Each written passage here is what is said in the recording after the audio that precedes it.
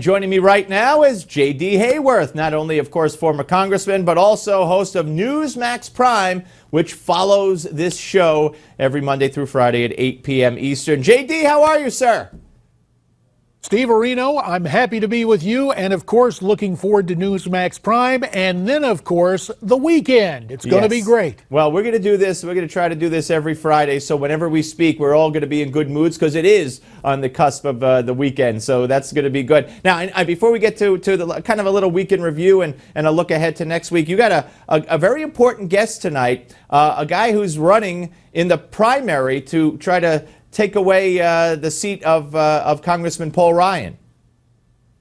Yep, this guy's name is Paul Nehlen. He is a successful business executive, entrepreneur, and investor, a self-made man who is challenging Paul Ryan from the right in the 1st Congressional District of Wisconsin. And you know, when you take a look at Paul, with whom I served in the Congress, it is obvious that he has visions of the White House dancing in his mind. That speech he gave a week ago about the state of American politics, that was auditioning. You couple that with what Karl Rove said earlier today about how the Cleveland Convention would turn to a fresh face.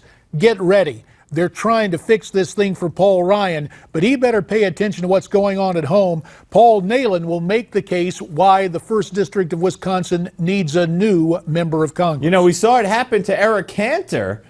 Could we realistically see it happen to Paul Ryan? Well, yes, you could, but understand this, and I speak from personal experience. When someone challenges a former national nominee of the Republican Party, and now you've got a guy who's Speaker of the House, in addition to being the vice presidential nominee last time around, the establishment closes ranks. So one of the questions I've got for Paul tonight is, does he understand the enormity of the hostility he will engender from the establishment and quite possibly some acts of hostility that could figure in the campaign? Yeah, very interesting. All right, that's 8 o'clock coming up right after this show. Just keep it tuned right here to Newsmax Television, folks. All right, let's take a look. What a week. I mean, a bad week for Donald Trump. The grabbing of the arm by Corey Lewandowski, and then you had the abortion question by Chris Matthews, which, of course, Donald Trump answered and then backtracked on. And he hasn't really been out there tweeting or been out there doing anything. He met with the RNC yesterday, but reportedly nothing got accomplished to his satisfaction. And the move is on straight ahead, as you indicated earlier, to pick a nominee at the convention. Well, I think the most important meeting this week for Donald Trump came away from the roar of the grease paint and smell of the crowd.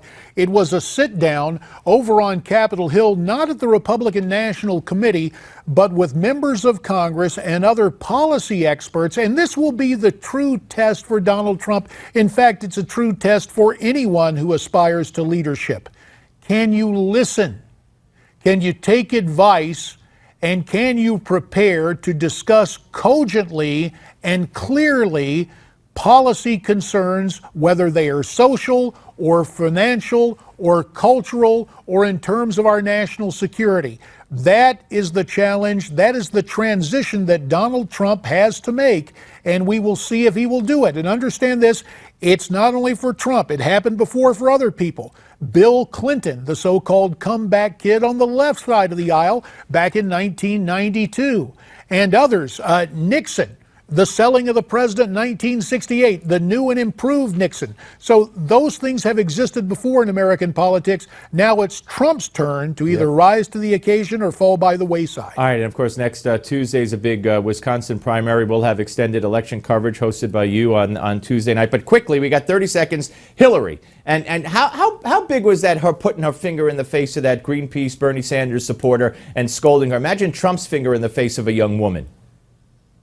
Well, of course, there's a clear and abiding double standard, and the press will do its best, the dominant media culture, to overlook that Hillary moment.